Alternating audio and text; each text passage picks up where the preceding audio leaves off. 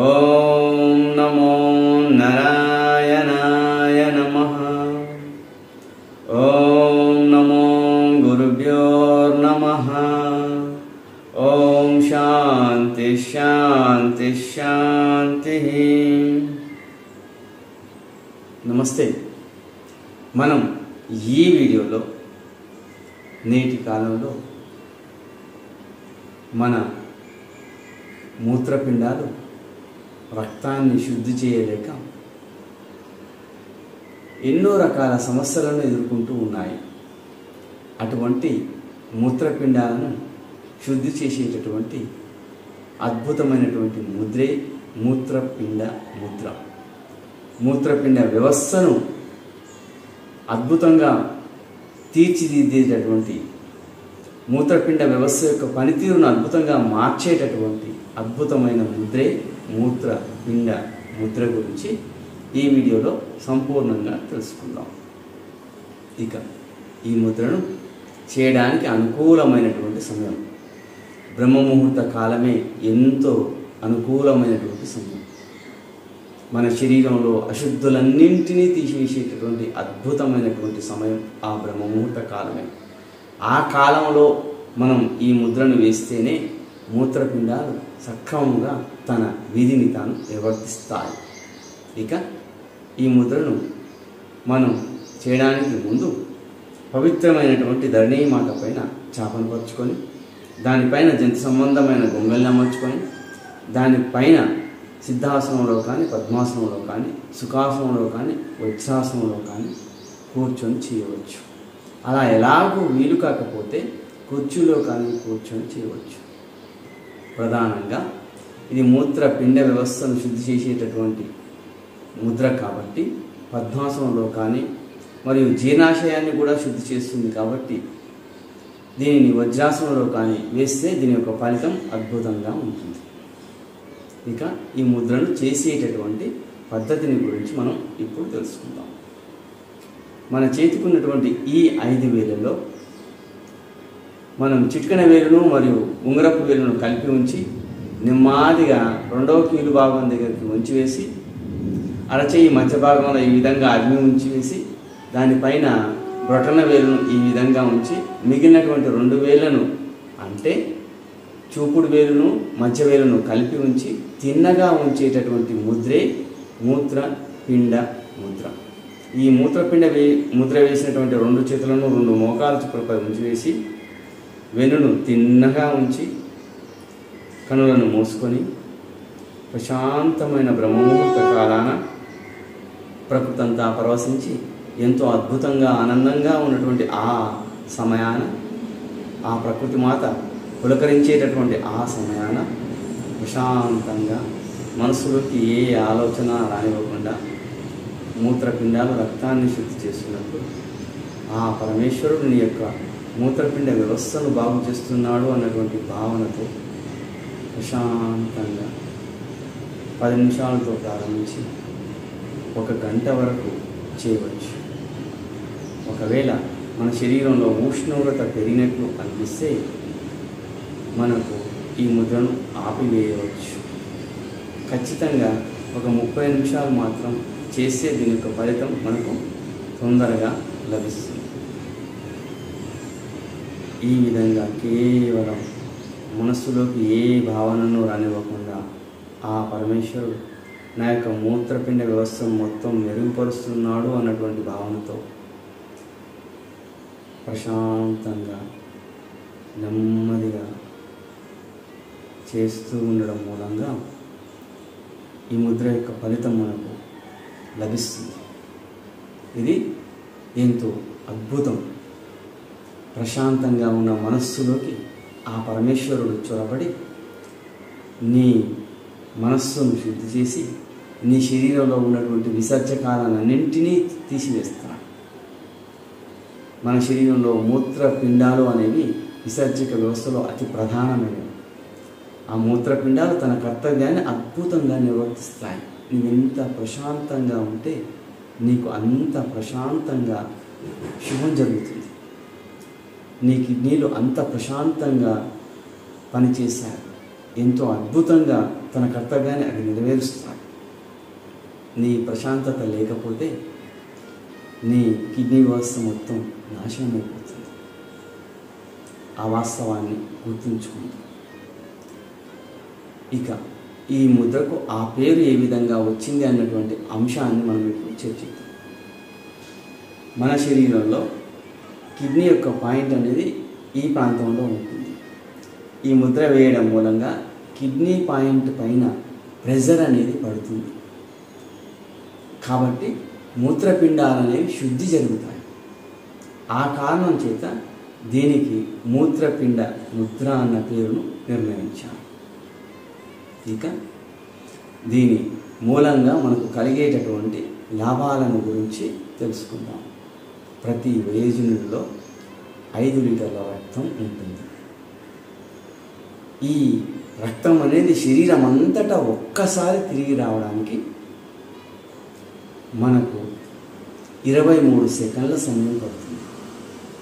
ప్రతిరోజు 200 లీటర్ల రక్తం శుద్ధి చేస్తూ ఉన్నప్పుడు 2 లీటర్ల వ్యర్థ పదార్థాలు ఏర్పడతాయి. దానితో పాటు అదనంగా మూత్రాంశం అంటే నీరు అనేది ఏర్పడుతూ ఉంటుంది. ఈ కార్యం అనేది సక్రమంగా జరగడానికి మన ఈ మూత్ర యందు పృథ్వీ అంశాన్ని తగ్గించాం. అంటే ఉంగరపు వేలును తగ్గించడం చేత, పృథ్వీ అంశాన్ని తగ్గించడం చేత మన శరీరంలో సూర్యాగ్ని అనేది పెరుగుతుంది. సూర్యాగ్ని అనేది పెరిగి అగ్నితత్వాన్ని తగ్గించడం చేత, సూర్యాగ్నిని అదిమి ఉంచడం చేత, అగ్నితత్వం చేత మన శరీరంలో సూర్యాగ్ని పెరగడం మూలంగా వ్యర్థాలన్నీ సక్రమంగా వెడలిపోతాయి. ప్రధానంగా రక్త ప్రసరణ వ్యవస్థను కూడా తగ్గించాము కాబట్టి, జలతత్వాన్ని కూడా తగ్గించాము కాబట్టి, చిటికెన నీరును కూడా తగ్గించాము కాబట్టి, జలతత్వాన్ని తగ్గించడం చేత రక్తం అనేది సాఫీగా సాగి, పృథ్వీ అంశాన్ని తగ్గించడం చేత సూర్యాగ్ని అనేది పెరిగి మన శరీరంలో మూత్రపిండాలు అనేవి విసర్జక వ్యవస్థను పనిచేసేటటువంటివి కాబట్టి ఆ విసర్జక వ్యవస్థ అనేది సక్రమంగా పనిచేస్తూ ఉంటుంది. ఈ ముద్ర వేయడం మూలంగా ఇక రెండవ లాభాన్ని మనం చర్చిద్దాం. అక్యుప్రెషర్ సిద్ధాంతం ప్రకారం మూత్రపిండాల యొక్క స్థానం అనేది ఇక్కడ ఉంటుంది. కిడ్నీ యొక్క పాయింట్ అనేది ఇక్కడ ఉంటుంది. ఈ ముద్ర యందు మనకు కిడ్నీ పాయింట్ పైన ప్రెషర్ అనేది బాగా పడిపోతుంది. ఆ ప్రెషర్ పడడం మూలంగా అక్యుప్రెషర్ సిద్ధాంతం ప్రకారం కిడ్నీ పాయింట్పై ప్రెషర్ పడడం మూలంగా కిడ్నీ వ్యవస్థ అనేది సక్రమంగా పనిచేసి కిడ్నీలలో ఏర్పడేటువంటి సమస్యలన్నింటినీ తొలగించి శరీరంలో వ్యర్థ పదార్థాలన్నింటినీ సక్రమంగా తీసివేస్తుంది. ఇక మరొక లాభాన్ని చర్చిస్తే, ఇక్కడ ఈ అక్యుప్రెషర్ సిద్ధాంతం ప్రకారం ఈ భాగం అనేది చెవికి సంబంధించింది, ఈ భాగం అనేది లివర్కు సంబంధించింది, ఈ భాగం అనేది పేగులకు సంబంధించింది. ఈ ముద్రను మనం ఈ విధంగా వేయడం మూలంగా మన శరీరంలో చెవికి సంబంధించిన సమస్యలు, లివర్కు సంబంధించిన సమస్యలు, ప్రేగులకు, కడుపుకు సంబంధించినటువంటి సమస్యలన్నీ సరికాపడి నీకు సంపూర్ణ ఆరోగ్యాన్ని అందిస్తారు. ఈ వాస్తవాన్ని మీరు నమ్మండి. ఈ ముద్ర మూలంగా మన యొక్క విసర్జక వ్యవస్థ మొత్తం సరైపోతుంది. ప్రధానంగా కిడ్నీలు అనేటటువంటివి విసర్జక వ్యవస్థలో అతి ప్రధానమైనవి కాబట్టి ఆ కిడ్నీలు తన కర్తవ్యాన్ని తాను సక్రమంగా నిర్వర్తించి నీకు శుభాన్ని చేకూరుస్తాయి. చిన్నతనంలోనే కిడ్నీలలో రాళ్ల సమస్యలు, డయాలసిస్ లాంటి సమస్యలను మనం ఎదుర్కొంటున్నాం నేటి రోజుల్లో. ఎంత దౌర్భాగ్యమో ఆలోచించండి. ఒక విషయాన్ని మీరు ఎప్పుడు గుర్తుంచుకోండి. పక్షులకు ఆకాశంలో బలం ఎక్కువ, చేపకు నీటిల్లో బలం ఎక్కువ, బలహీనునికి ప్రభుయే బలం, శిశువుకు రోదనే కార్యసాధకం. శిశువుకు రోదన కార్యసాధకం కావచ్చేమో, అందులో ఏమాత్రం తప్పులేదు. శిశువు ఏడుస్తూ తల్లిదండ్రులను కోరుకోవడం మూలంగా ఆ తల్లిదండ్రులు ఆ శిశువుకు ఏది అడిగితే అది ఇచ్చివేస్తున్నారు. అందులో ఏమాత్రం దోషం లేదు. కానీ నీవు బలహీనంగా ఉండి ప్రభువా నన్ను కాపాడు, ప్రభువా నన్ను రక్షించు, ప్రభువా నేను దీనుడను, నేనేమి చేతగాని వాడిని, నన్ను కాపాడేటటువంటి బాధ్యత మొత్తం నీదే ప్రభువా అనుకు ప్రభువును దీనంగా వేడుకోవాకు. ఆ భగవంతుని అడుక్కోవాకు. ఆ భగవంతుడు నీకు ఈ శరీరాన్ని ఇచ్చాడు. ఈ శరీరాన్ని సక్రమంగా వినియోగించుకోవడం చేతగాక ఏది పడితే అది తిని తాగి నానా రకాల గడ్డిని కరిచి శరీరాన్ని మొత్తం కృంగింప చేసుకొని ఆ భగవంతుని దగ్గరికి వెళ్ళి తిరిగి భగవంతుడా నన్ను కాపాడు అంటే ఆ భగవంతుడు నిన్ను ఎలా కాపాడుతాడు? కాస్తంత ఆలోచించు, కాస్తంత ఆలోచించు. జాగ్రత్తగా దాసునుగా ఒక విషయాన్ని ఎప్పుడూ గుర్తుంచుకో, అడుక్కోవడం అనేది నీ గౌరవానికి భంగం అన్న విషయాన్ని నువ్వు గుర్తుంచుకో. దాసీతనం అనేది నీకు భంగాన్ని కల్పిస్తుంది. యాచన అనేది నీకు నీ గౌరవాన్ని మొత్తం కోల్పోయేలా చేస్తుంది. యాచించాకు. యాచన అనేది భారతీయ సాంప్రదాయంలో అసలు లేనేలేదు. భగవంతుని సైతం యాచించవద్దని మహానుభావులు తెలియజేస్తూ ఉన్నారు. ఎందుకు నువ్వు పదే పదే పదే పదే అడుక్కుంటావు? నీకు ఇచ్చిన శరీరాన్ని నువ్వు సద్వినియోగపరచుకో. నీ చేతి వేళలో 5 ఆనిముత్యాలను ఉంచాడు ఆ ప్రభువు, ఆ భగవంతుడు, ఆ సర్వేశ్వరుడు, ఆ ఈశ్వరుడు. ఆ 5 ఆనిముత్యాలను వాడుకొని నీ ఆరోగ్యాన్ని నువ్వు సరిచేసుకో. నీ చేతుల్లో ఉన్న ఆరోగ్యాన్ని నువ్వు బాగుపరచుకో. నిన్ను నువ్వు బాగుపరచుకో, నిన్ను నువ్వు చైతన్యపరచుకో, నిన్ను నువ్వు రోగాల నుంచి ముక్తివంతం అయ్యేలా చైతన్యం చేసుకో. నీవు బాగుపడు, నీ భావితరాలను బాగుపరచు. అదే నీ కర్తవ్యం అన్నటువంటి విషయాన్ని నువ్వు ఎన్నడూ మర్చిపోవాలి. ఆరోగ్యాన్ని మించినటువంటి సంపద లేదన్నటువంటి వాస్తవాన్ని, సత్యాన్ని నువ్వు నమ్ము. ఇది నేటి రోజుల్లో ఎంతో అవసరం, ఆవశ్యకత.